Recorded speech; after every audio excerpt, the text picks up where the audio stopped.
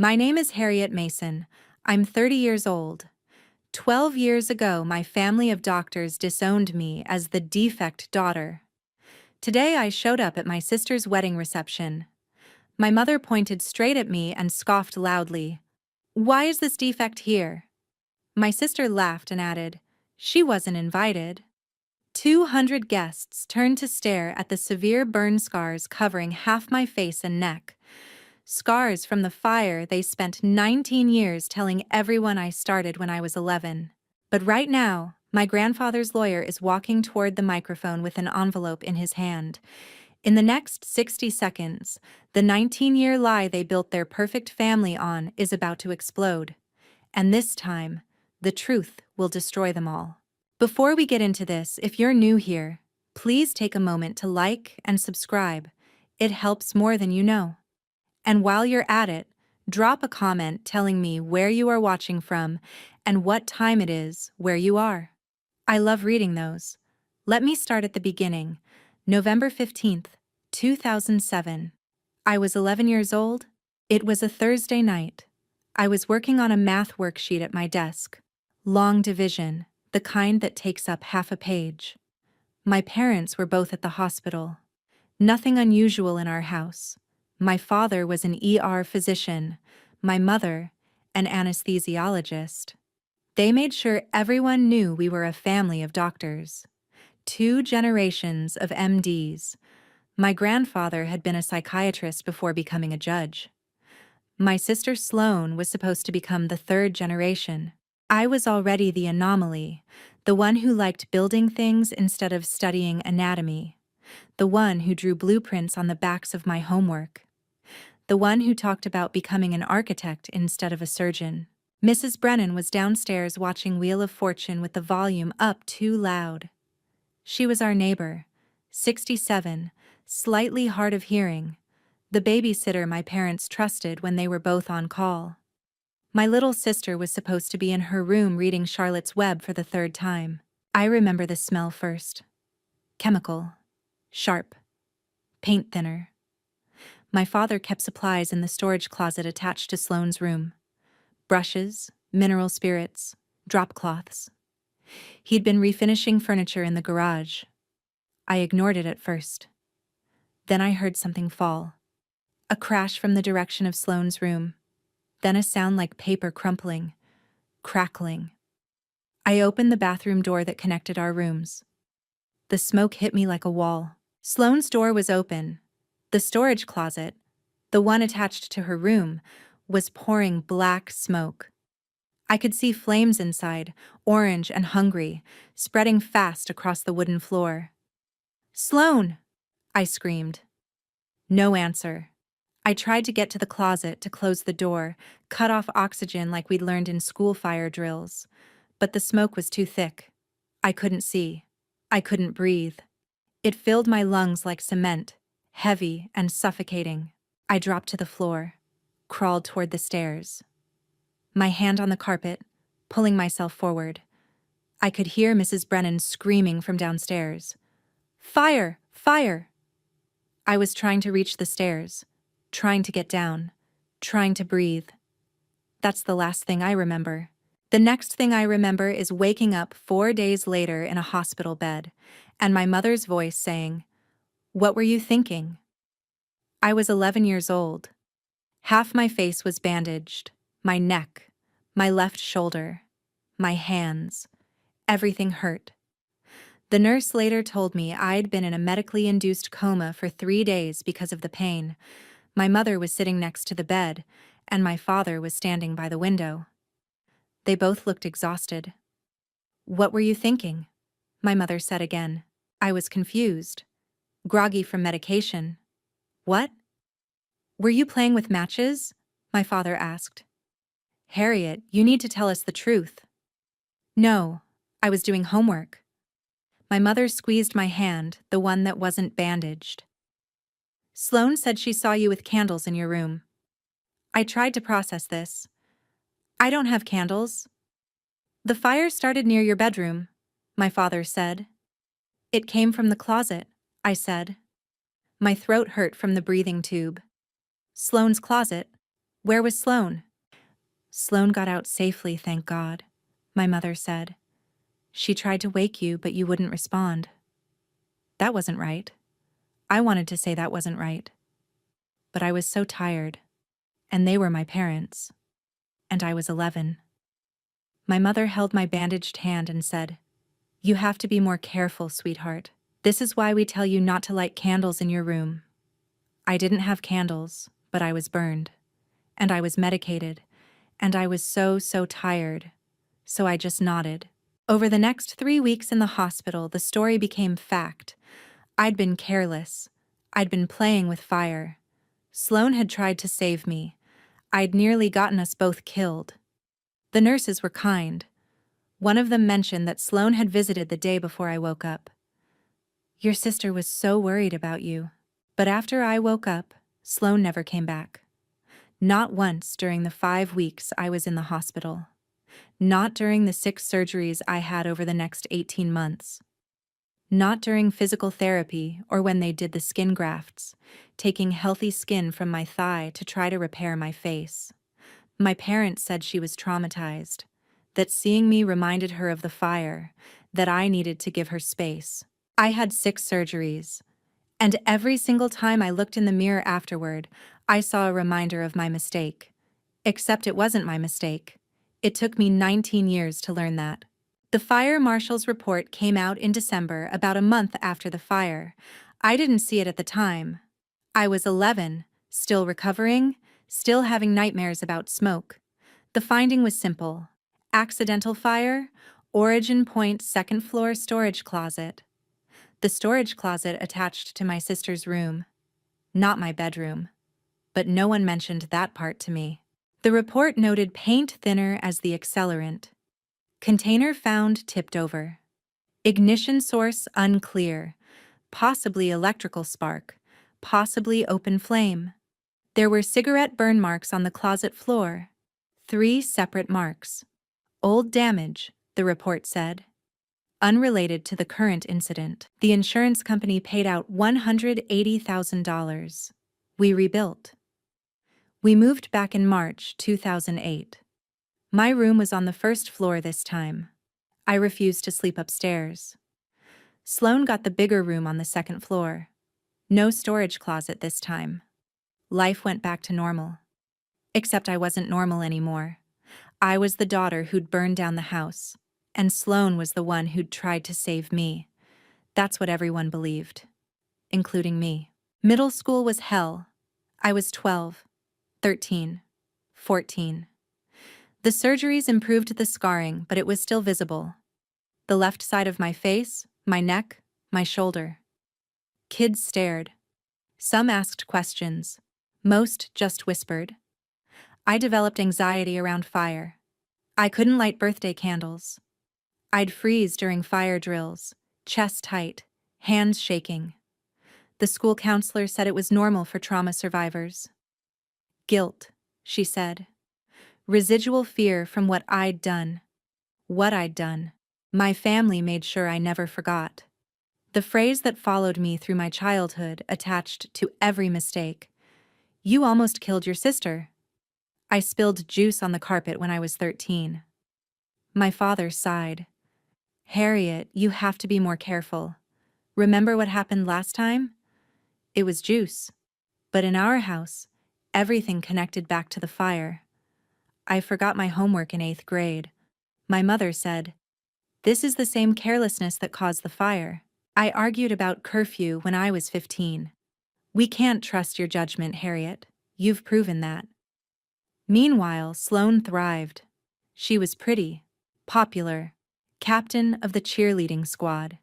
She got straight A's without trying. She was the daughter my parents could be proud of. I became the difficult one, the one who needed fixing. And then, they gave me a name for it. I was 13 the first time I heard it. My mother took me to see Dr. Chen, a plastic surgeon and family friend. I'd asked about scar revision surgery, some new technique I'd read about online. We were in the waiting room. I was filling out forms. My mother was on her phone. Then Dr. Chen came out to greet us, and I heard my mother say it. We call her our defect daughter, she said, casual, matter of fact. Not in a mean way, just the one who needs fixing. Sloane is perfect and Harriet is, well, you can see. Dr. Chen laughed uncomfortably. I sat there with the intake form on my lap, pen frozen in my hand. Defect daughter.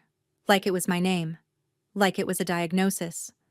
After that, I started noticing it everywhere. When I was 15 and my anxiety got worse, I overheard my father on the phone with our insurance. Yes, it's for the defect one. She's in therapy again. Always something with that one. When I was 17 and working on college applications, my mother was on the phone in the next room. I wasn't supposed to hear, but I did. I have 2 daughters, she said. One's at the top of her class, captain of the cheerleading squad. The other one is, well, defective, scarred, anxious, always needing something. College is going to be hard for her. Not everyone wants damaged goods. I sat at the kitchen table with my college essay in front of me. The prompt asked about a challenge I'd overcome. I'd written about the fire, about learning to live with being the one who destroys things. I closed my laptop, went upstairs, Googled, "Am I defective?" The internet had a lot of answers. None of them helped. By the time I was 17, I'd internalized the label completely. When I made mistakes, of course, I'm defective. When relationships failed, who would want the defect? When I actually achieved something, just trying to compensate for being fundamentally flawed. The defect daughter. That's what I was. That's what they made sure I knew I was. And I believed them. If you've ever been the scapegoat in your family, you know what I'm talking about.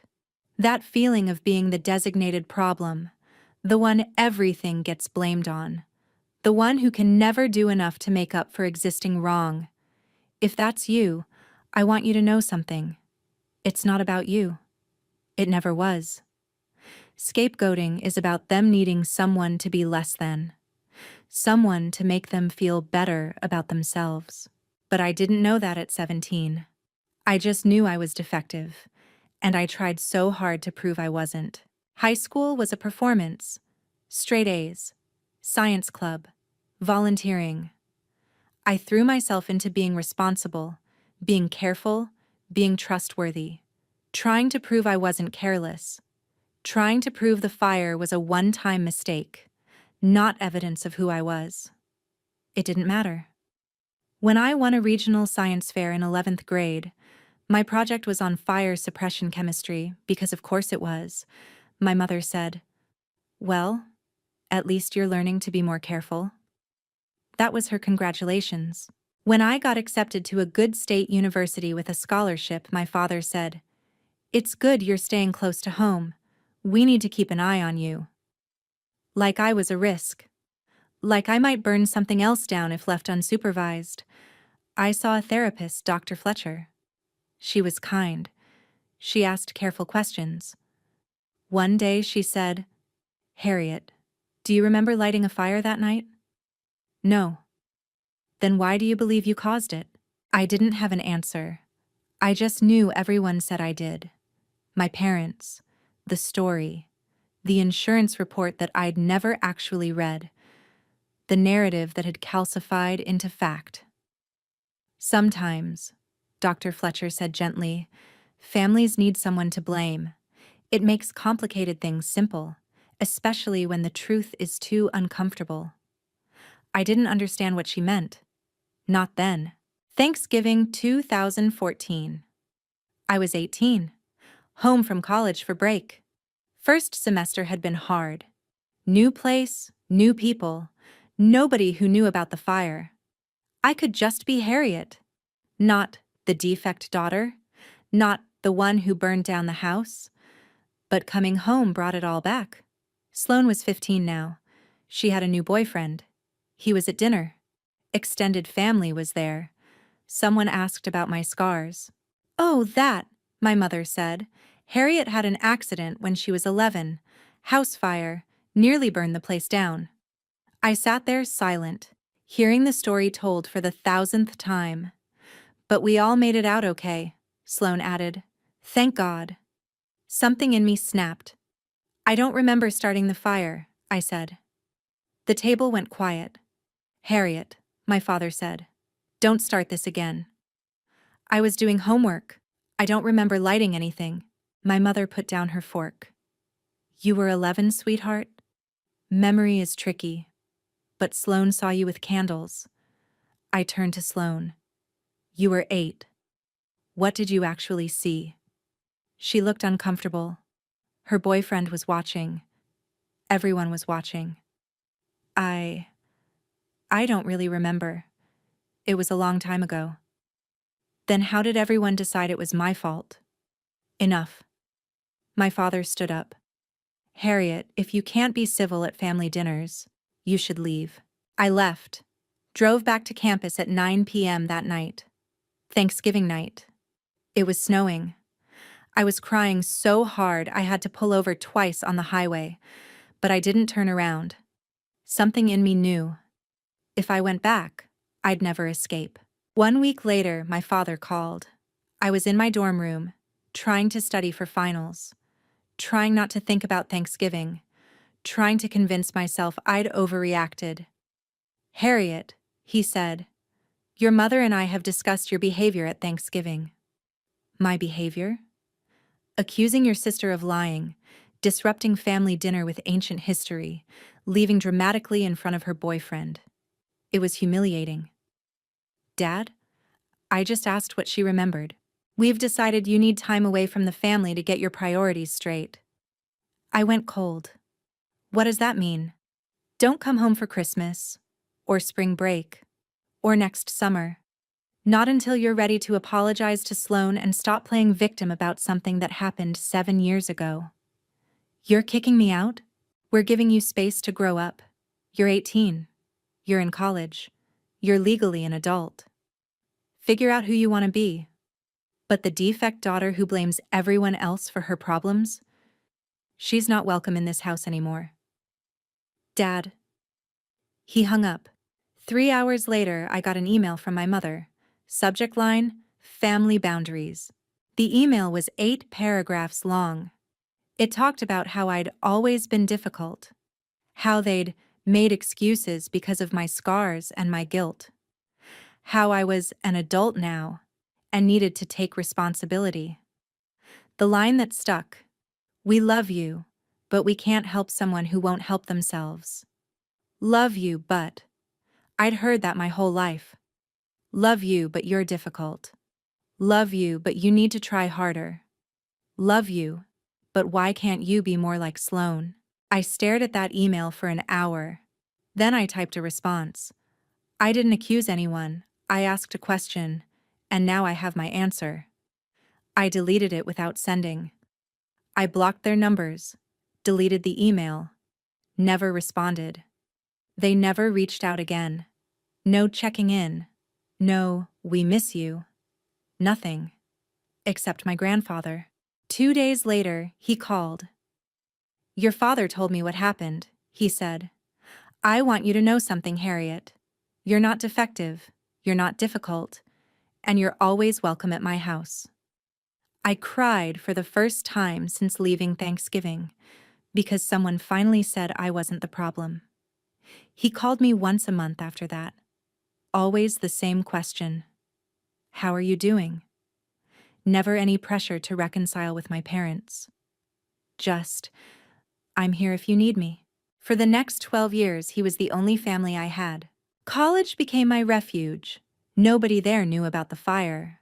When people asked about my scars, I'd say accident and change the subject. Most people didn't push.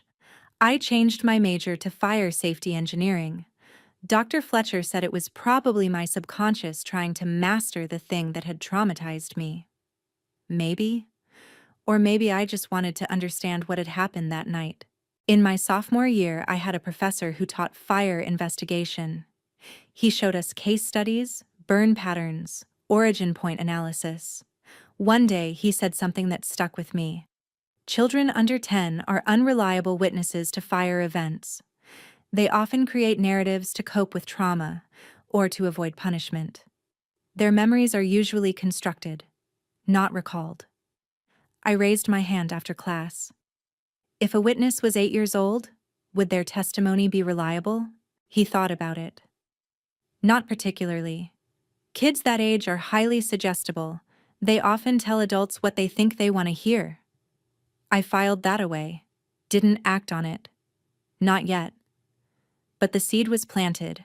The anxiety didn't go away. If anything, it got worse. I couldn't light candles. Couldn't use the stove without gloves. I'd check the smoke detectors in my dorm room 3 times before leaving. My roommates noticed but didn't comment. Dating was complicated.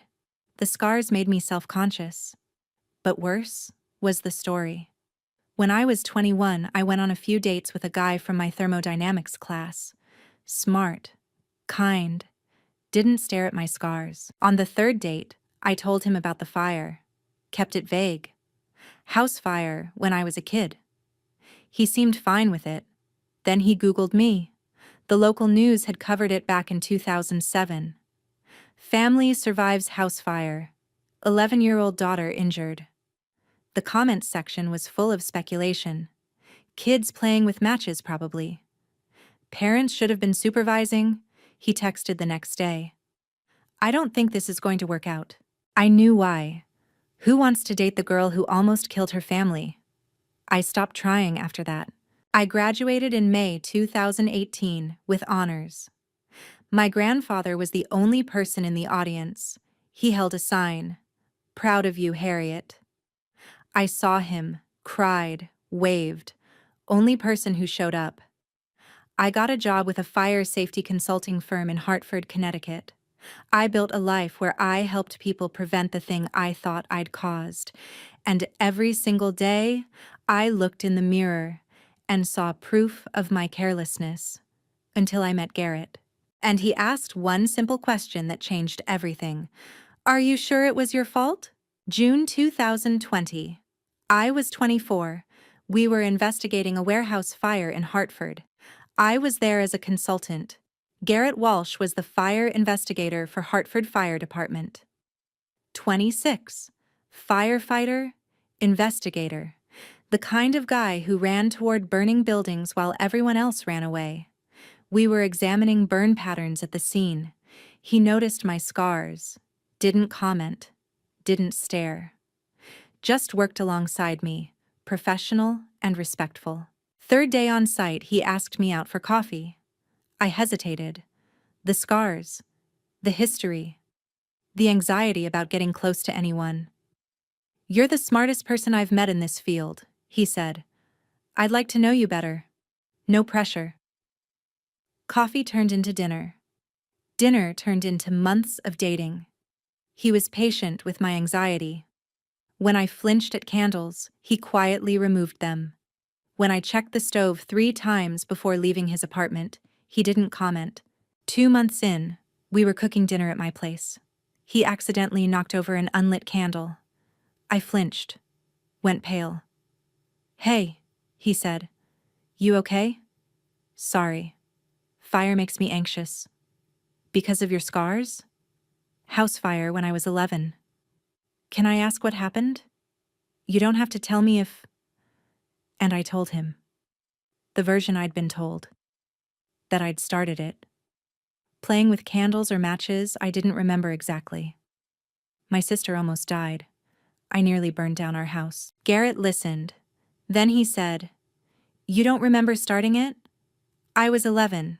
I blocked it out, I think. Where did the fire start? In my bedroom. Or near it. The upstairs.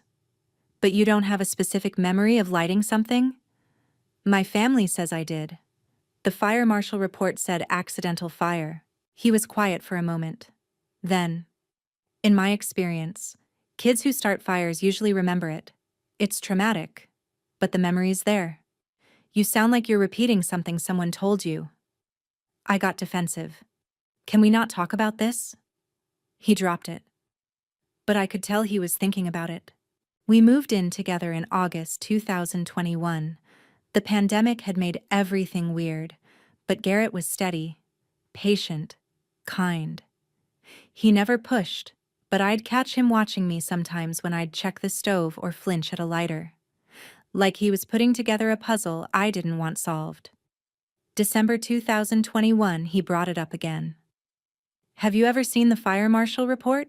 he asked. We were in the kitchen. Evening. Casual. "No. My parents handled everything. Would you want to see it? It's public record. We could request a copy." I didn't want to. I didn't want to relive it. But Garrett's questions had been eating at me for a year. What if he was right? What if I didn't remember starting the fire because I didn't start it? "Okay," I said. He requested it the next day. It arrived 2 weeks later. We sat at our kitchen table and read it together. December 15th, 2021, 14 years after the fire. And there it was, in black and white. Origin point. Storage closet attached to bedroom number 2. Not my bedroom. Sloane's bedroom, the closet where my father kept paint thinner and supplies. Accelerant. Paint thinner. Mineral spirits. Container found tipped on closet floor. Ignition source, undetermined. Possible open flame. Cigarette burn residue noted on floor. 3 separate marks. Photographed. Documented. I stared at that report for a full minute. "That's Sloane's room," I said. "Not mine." Garrett pointed to another line. "And look, cigarette burns. Multiple. Someone had been smoking in that closet before the fire." "I don't smoke. I never have." "I know," he said quietly. I read the witness statement from Mrs. Brennan, our babysitter. I heard the older child calling for the younger child. Then I saw the younger child run downstairs alone. Harriet calling for Sloane. Sloane running out alone. Not Sloane trying to save me trying to find her. "They told me it started in my room," I said. My hands were shaking. "They said I was careless with candles." "This report doesn't say that." I looked at the date on the document. December 2007. This had existed for 14 years. The truth had been there the whole time. And nobody told me. I sat on our kitchen floor and cried for 2 hours. Not relief. Fury. Fury that this report existed. Fury that no one checked. Fury that I'd spent 14 years hating myself for something I didn't do. Garrett held me. When I finally stopped crying, he said, "Tomorrow, I want you to call your grandfather. If anyone in your family will listen, it's him." I called my grandfather the next morning. I hadn't talked to him about the fire since I was 11. We talked about school, about work, about life.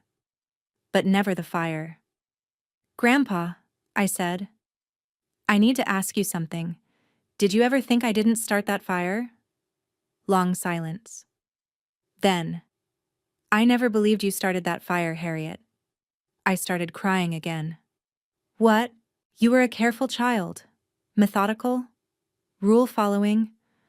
I watched you growing up. Sloane was the impulsive one. But everyone believed her because she was younger and prettier and unharmed. Why didn't you say anything?" "I should have. I'm sorry. But I'm saying it now. I don't think you started that fire. And I think it's time we found out who did." He told me he'd started his own investigation 2 years earlier, that he'd had doubts since 2019, that he'd requested the same report I was holding, that he'd hired a private investigator, that he'd been waiting for the right moment to confront Sloane. "I need you to trust me," he said. "Don't contact your parents. Don't confront Sloane. Let me handle this. Can you do that?" I agreed. That was the hardest year of my life, knowing the truth was close, knowing someone finally believed me, but having to stay silent while my sister continued posting on Instagram about forgiveness and grace. Because that's what she'd been doing, building a brand on being the gracious sister who forgave me. 89,000 followers. Posts about surviving childhood trauma, about learning forgiveness, about being living proof you can overcome anything. Every post felt like a knife. But I waited, because my grandfather asked me to. And on December 24th, 2022, Christmas Eve, he called me. 3 words. I got it. He told me later what happened that night. Christmas Eve at my parents' house. I wasn't there. I hadn't been there for 8 years, but my grandfather was, and Sloane was there with her boyfriend, Kyle. They'd been dating 3 months. After dinner, Sloane went out to the back porch to smoke. She'd started smoking in college. My parents didn't know, or pretended not to know. My grandfather followed her. His phone was in his pocket, recording app running. Connecticut is a single-party consent state. He was the consenting party. It was legal. He told me the conversation later, word for word. But I didn't need his retelling, because 3 months later, I heard the recording myself. The recording that would destroy my sister's life. The audio is 11 minutes and 38 seconds long. It starts with background noise. A door opening. My grandfather's voice. Sloane, I've been thinking about the fire lately. My sister's voice, slightly slurred from wine. Oh, yeah, that was so long ago. You were very young, just 8 years old. Yeah, scary time. Do you remember much about that night? A pause. Then, some. I remember Harriet screaming. I remember running downstairs. What were you doing before the fire started? Longer pause. I don't know. In my room, I think. The fire started in the storage closet by your room. Do you remember that? I guess. There were cigarette burns on the floor of that closet. Old burns. From before the fire. Long silence. You can hear her breathing on the recording. Grandpa, why are you asking me this? Because I don't think Harriet started that fire. And I think you might remember more than you've said. That's when she started crying. You can hear it on the recording. Soft at first, then harder. Sloane, he said, gentle. I just need to know the truth. What really happened that night? And then she told him. I was smoking, she said through tears.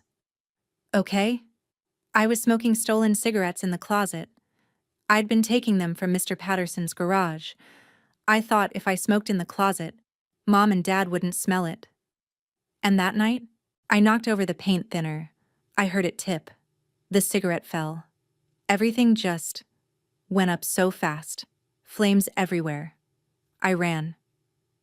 Did you tell anyone Harriet was still upstairs? I told Mrs. Brennan.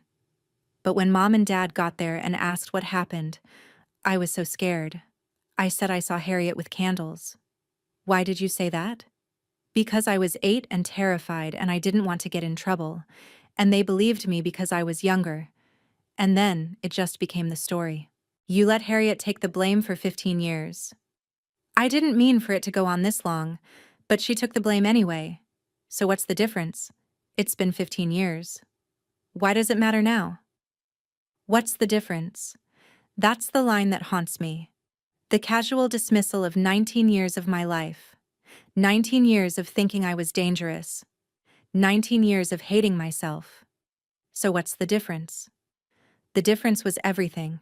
My grandfather gave Sloane 6 months to tell our parents the truth. She didn't. So in June 2023, he went to them himself. He brought the fire marshal report, the private investigator's analysis, insurance photos, screenshots of Sloane's Instagram posts, the ones where she talked about forgiving me for my mistake. And he brought the recording. He played it for them in his living room. My parents sat on his couch and listened to their youngest daughter admit she'd started the fire, that she'd blamed me, that she'd let me carry the guilt for 15 years because, what's the difference? My grandfather told me their response later. He'd written it down in his diary, word for word. My mother said, Sloane was 8 years old, she was traumatized. My grandfather, Harriet was 11 and nearly died. My father, We believed what our 8-year-old told us. We were trying to make sense of a terrible accident. My grandfather. But you never questioned it. The report said storage closet. You told Harriet it was her bedroom. You blamed her without investigating. He played them clips from family gatherings he'd recorded. My father saying, "Harriet nearly killed her sister." My mother saying, "The defect one is always needing something." They were confronted with their own words. My mother asked, "What do you want us to do?" My grandfather, "Tell Harriet the truth. Apologize." Long silence. Then my father said it. The sentence that ended any possibility of reconciliation. "We're not going to destroy one daughter to save another." My grandfather told me he sat there for a full minute, processing what his son had just said. That he'd raised my father to value truth above comfort. That in that moment, he realized he'd failed. "You already destroyed one daughter," my grandfather said. "You just don't want to admit it." My mother, "What's done is done.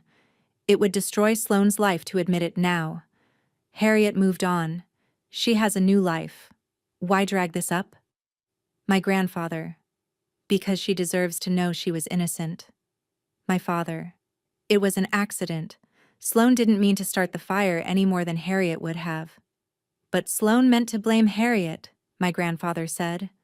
"And you meant to let her." They asked him to give them time to figure out how to handle it. He gave them 3 months: August, September, October. They never called me. They never told the truth. So in November 2023, my grandfather updated his will. "Have you ever had someone fight for you when you couldn't fight for yourself?" That's what my grandfather did. He was 80 years old. His health was failing. But he spent his final 2 years making sure I'd learn the truth. Even if he didn't live to see it. If you've ever felt invisible in your family, like your pain doesn't matter, like the truth about you doesn't matter, I want you to know. You deserved someone who fought for you. And I'm sorry if you didn't have that. But maybe, like me, you'll find a way to fight for yourself. My grandfather had his first heart attack in March 2024. Mild, but a warning. He was 80 years old. He knew his time was limited. In April, he met with his lawyer, Alan Whitman, updated his will, made very specific instructions. The evidence must be revealed at Sloane's wedding, during the reception, after toasts, before cake. "Alan, if I don't live to see that day, you have to do this for me." "Raymond," Alan said, "are you sure? This will destroy your family. My family destroyed itself in 2007. I'm just making sure someone remembers the truth." He also did something else. Something that ensured the truth would come out exactly when and where he wanted it. He contacted the wedding venue. Sloane had already booked it, and paid an additional $5,000, with one condition. His lawyer must be permitted to address the guests during the reception, around 7:15. Non-negotiable. The venue owner was used to odd requests. Rich families did strange things at weddings. He agreed. My grandfather was a judge for 38 years. He knew how to build a case, how to present evidence, how to make sure a truth couldn't be denied. And he knew that some truths needed witnesses. In September 2024, my grandfather had a second cardiac episode. More serious this time. He spent a week in the hospital. My parents visited. Sloane visited. She brought wedding invitations to show him. "Grandpa, look. Aren't they beautiful?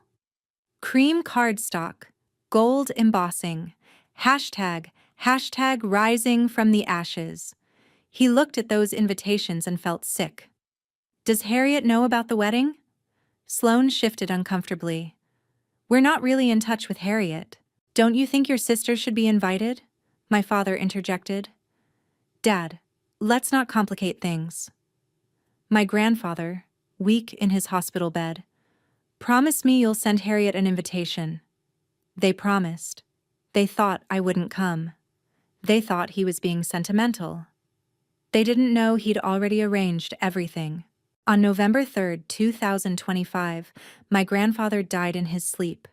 Massive heart attack. He was 81 years old. I got the call at 6 a.m. I was holding Garrett's hand when the phone rang, and I knew, before I even answered, that he was gone. The funeral was November 8th. I went. First time seeing my family in 11 years. I sat in the back with Garrett. Saw my parents across the cemetery. Saw Sloane in a black dress holding Kyle's hand. She glanced at me once, quickly looked away. No one approached me. My parents gave me brief nods. Nothing more. After the service, I left without speaking to anyone. 1 week later, the will reading. Alan Whitman's office. All of us there. My parents, Sloane, me and Garrett. Alan read the will. $11 million to me, the family home, his personal effects, $500,000 each to my father, mother, and Sloane. They were shocked at the disparity. My father. Why would he leave everything to her? Alan handed me a thick envelope. Judge Mason left a letter explaining his reasoning. Miss Harriet, this is for you. There are also additional documents to be distributed at a later date, per his instructions. Your presence will be required. I didn't open the letter in front of them, took it home. That night, Garrett and I sat at the kitchen table. I opened the envelope. 8 pages. Handwritten. My grandfather's careful script. He explained everything. The investigation, the recording, the confrontation with my parents, their refusal, his plan. The letter ended. By the time you read this, I'll be gone. I'm sorry I can't be there to see you finally freed from the blame you never deserved, but my lawyer has instructions. Attend Sloane's wedding on April 20th, 2026. Sit in the back. Wait. The truth will come out. And you'll finally understand that you were never the monster they made you believe you were. You were always innocent. I love you. I'm proud of you. And I'm sorry I didn't do this sooner. I read that letter 3 times. Then I sat on our kitchen floor and screamed. Not crying. Screaming. 19 years of guilt released in one moment. Garrett didn't try to calm me down. He sat next to me and let me shatter. Because that's what truth does when it finally comes. It breaks you before it frees you. The wedding invitation arrived in January. Cream and gold. Elegant. Hashtag rising from the ashes, in script at the bottom. A separate card. Legal notice attached. Harriet Mason's attendance required for estate document distribution per last will and testament of Raymond Mason. I stared at it for an hour. Then I checked the box. 1 guest attending. Put it in the mail. My mother would see that RSVP and panic. Why is the defect coming? Let her panic. April 20th, 2026. I put on a navy blue dress. Elegant. Sophisticated. I styled my hair deliberately, left side swept back, away from my face. My scars fully visible. For the first time in 12 years, I wasn't hiding them. This was intentional. Garrett drove. The venue was an hour north of Hartford, Willowbrook Garden Estate. Cherry blossoms in bloom. White chairs set up in the garden. String lights.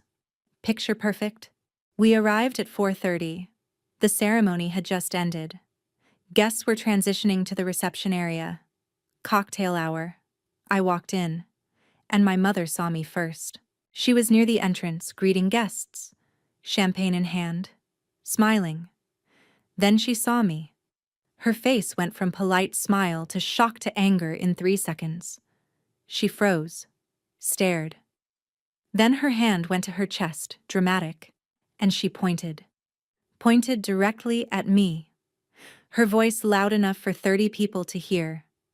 Why is this defect here? Heads turned. Guests stared. Some recognized me. Some just saw the scars and put it together. My sister appeared, still in her white wedding dress. She saw me, went pale. Then she laughed. High-pitched. Nervous. She wasn't invited. She said it to Kyle, her new husband. Not to me. Like I wasn't even there. Kyle looked confused. Who is this? My sister, Sloane said. The one who had the accident. She couldn't say, caused the fire in front of all these people. My father rushed over. Harriet, this isn't the time or place. I kept my voice calm. Practiced. Actually, grandfather's will required my presence today. His lawyer is here. Estate business that must be concluded during the reception. My father went pale. What? You'll find out soon enough. The crowd was watching now. 200 people staring at the scarred woman who'd crashed the perfect wedding. Sloane tried to pull Kyle away. Let's just greet other guests. But Kyle was staring at my scars, then at Sloane. Confused. I walked past them. Found my table. Table 23. Furthest from the head table. Sat down with Garrett. The word defect was echoing through the crowd. People whispering. Some looked uncomfortable. Some looked horrified. Good. Let them be uncomfortable. Let them wonder. Let them whisper. In 90 minutes, they'd understand everything. Dinner was served at 6. The usual wedding reception flow. Toasts started at 6:45. My father stood up, raised his glass. To family resilience through adversity. We've overcome so much together. He was looking at Sloane when he said it. Not at me. My mother gave a toast next. She cried. Talked about both our beautiful daughters. First time she'd acknowledged my existence in 12 years. Kyle's toast. To Sloane, the strongest woman I've ever met. I sat quietly, ate my dinner, ignored the stares. Garrett leaned over. You okay? I've been carrying this for 19 years, I whispered. I'm ready to put it down. At 7:10, dessert was finishing. DJ announced it was time to cut the cake. At 7:15, Alan Whitman walked toward the DJ booth. My father saw him. Went white. My mother grabbed my father's arm, and Sloane looked at me across the room with pure terror in her eyes. Because somewhere, deep down, she knew. This was the moment her 19-year lie died. Alan took the microphone from the confused DJ. Good evening, everyone. I apologize for the interruption. My name is Alan Whitman. I was Judge Raymond Mason's estate attorney for 20 years. I have time-sensitive legal documents that require immediate attention before this celebration continues. Confused murmurs rippled through the crowd. Sloane. What is he talking about? My father stood. Alan, this isn't... Alan cut him off. Dr. Mason, per your father's will, this is precisely the time. The instructions are very specific. Please sit down. My father sat, face red. Alan continued. Judge Raymond Mason passed away 5 months ago. Many of you attended his funeral. What you may not know is that Judge Mason spent the last 5 years of his life investigating the house fire that occurred on November 15, 2007. The fire that severely injured his granddaughter Harriet. Every head in the room turned to look at me. I sat calmly, hands folded, scars visible. Judge Mason was troubled by significant discrepancies in the narrative surrounding that fire. As a retired district court judge with 38 years of experience evaluating evidence, he conducted a thorough investigation.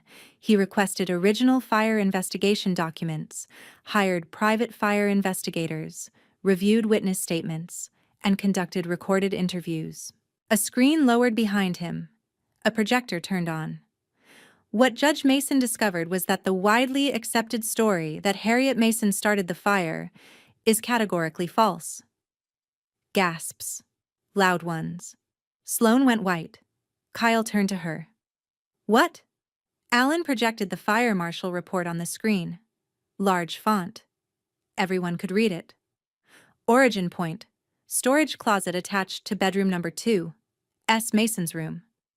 Accelerant. Paint thinner. Container found tipped. Physical evidence. Cigarette burn residue noted on closet floor. 3 separate marks. Alan used a laser pointer. The fire originated in a storage closet attached to Sloane Mason's bedroom. Not Harriet's bedroom, Sloane's room. The ignition source was in that closet. There were cigarette burns, plural, on the closet floor. Someone had been smoking there multiple times before the fire. Louder murmurs. Cigarettes? She was 8. Oh my God. Harriet Mason was 11 years old. She was in her bedroom doing homework when the fire started. She tried to reach her sister. She was found unconscious at the top of the stairs from smoke inhalation. She nearly died. Sloane Mason exited the house first and told her parents that Harriet had started the fire. Complete silence now. For 19 years, Harriet has carried guilt, shame, scars, and trauma for a fire she did not start. Alan paused. Let that sink in. Then, Judge Mason confronted Dr. Neil Mason and Dr. Gwen Mason with this evidence in June 2023.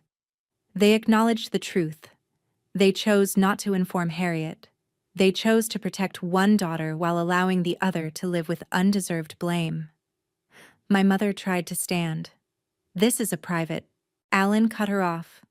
Dr. Mason, this became a public matter when you chose to humiliate Harriet publicly upon her arrival today. Your exact words, heard by dozens of witnesses, were, "Why is this defect here?" You could hear the crowd's reaction. Uncomfortable shifts. Whispers. She said what? Oh my God. Alan held up his phone. I will now play audio evidence of Sloane Mason's confession, recorded December 24th, 2022, in which she admits to starting the fire. The room went dead silent. He pressed play. My sister's voice filled the garden through the sound system. Slurred from wine. Crying. Honest. I was smoking, okay? I was smoking stolen cigarettes in the closet. I'd been taking them from Mr. Patterson's garage. I thought if I smoked in the closet, Mom and Dad wouldn't smell it. I knocked over the paint thinner. The cigarette fell. Everything just went up. I ran. When Mom and Dad asked what happened, I was scared. I said I saw Harriet with candles. Because I was 8 and terrified and I didn't want to get in trouble. And they believed me. Then the line that made people gasp out loud. But she took the blame anyway. So what's the difference? It's been 15 years. Why does it matter now? The audio ended. Absolute silence. Then chaos. Kyle stood up, backing away from Sloane. You knew? You knew you caused this and you let everyone blame her for 19 years? Sloane tried to reach for him. Kyle, I was 8 years old. You were 23 when you said that. 3 years ago. You've known the truth and you said nothing. Guests were pulling out phones. Filming. This would be online by midnight. Someone near my table whispered, "Oh my God." My mother tried to speak. This is a private family matter. Alan, Dr. Mason, you made it public when you called your daughter a defect in front of 200 witnesses. Judge Mason specifically requested this be revealed publicly to prevent further denial. He wasn't done. He projected another document. My grandfather's diary entries. Dated. Detailed. Showed the timeline. June 2023. Parents confronted with evidence. Their choice. We're not going to destroy one daughter to save another. That's what Dr. Neil Mason said when Judge Mason asked him to tell Harriet the truth. The crowd reacted. Angry murmurs. Someone said, "Jesus Christ." Alan read more from the diary. Parents' excuses. What's done is done. It would destroy Sloane's life. Harriet moved on. Dr. Neil Mason and Dr. Gwen Mason knew the truth for nearly 3 years. They actively chose silence. Arguments were breaking out now. Family members turning on each other. Someone yelled, "You knew for 3 years?" Kyle was still backing away from Sloane. Your whole survivor story, your Instagram, your speeches about forgiveness, all of it was built on lying about your sister. Sloan reached for him. Kyle, please. Don't touch me. The wedding videographer was still filming, capturing everything. And I sat in the back of the room, calm, the calmest person there, because I'd known this was coming. I'd had 4 months to prepare. They'd had 60 seconds. Then I stood up. 240 people turned to look at me. Garrett stayed seated. This was my moment. The crowd parted as I walked toward the head table. I didn't go to the microphone. I didn't need it. The room was silent. I stopped about 10 feet from my family, looked at my parents first. You let me believe I was dangerous for 19 years. My voice was steady, calm. I'd practiced this. When I was 12 and had a panic attack during a fire drill, you told me I was being dramatic about something I'd done to myself. When I was 16 and won a science fair, you said I was trying to compensate for past carelessness. Every achievement I earned, you diminished. Every mistake I made, you connected to that fire. You called me your defect daughter, to doctors, to family friends, to anyone who would listen. You turned me into a ghost in my own home. And, when you finally learned the truth, when grandfather showed you proof that I was innocent, you chose her reputation over my sanity. My mother tried to speak. Harriet, you thought protecting Sloan mattered more than protecting me. You made your choice. Now live with it. I turned to Sloan. You were 8 when it happened. I understand that. Children lie when they're scared. But you were 23 when you confessed to grandfather. You could have made it right then. You chose not to. You built a career on being a survivor. 89,000 Instagram followers who think you're brave for forgiving me. You gave speeches about grace. You met Kyle by selling a story about overcoming my mistake. Every single thing you built in the last 5 years is constructed on my suffering. And when you had the chance to tell the truth, you said, I gestured to the speakers where the audio had played. Everyone heard what you said. What's the difference? The difference, Sloan, is that I spent 19 years thinking I was a monster. I developed anxiety so severe I couldn't light birthday candles. I had panic attacks in college. I avoided relationships because I thought I didn't deserve love. I looked in the mirror every single day and saw proof of my carelessness. And you let me? You watched me suffer and you said nothing. Because your Instagram likes mattered more than my mental health. Sloan was sobbing. I'm sorry.